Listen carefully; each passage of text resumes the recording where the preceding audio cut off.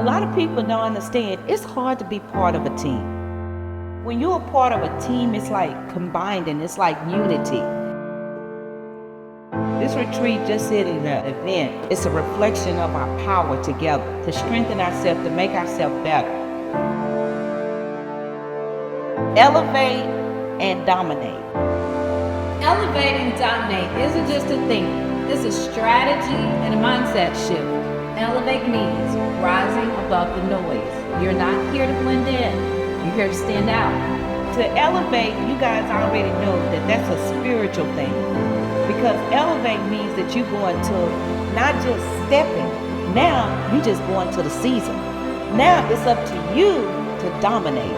You have to know who you are in order to dominate and to go to elevation level.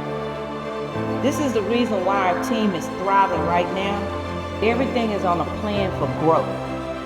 We're on a verge of a rise and getting ready to go to a whole nother level.